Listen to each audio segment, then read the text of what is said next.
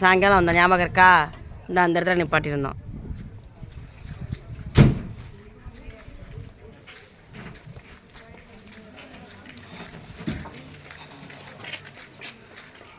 வந்துட்டாங்க.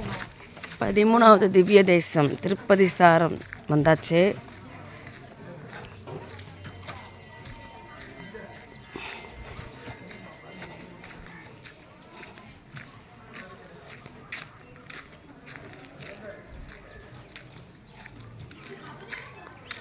இந்த 23வது கோவில் இந்த யாத்திரையில். தேர் திருவிழா நடந்திருக்கு. தேர் இங்கே நிப்பாட்டியிருக்காங்க. தேரை பார்த்துட்டோம்.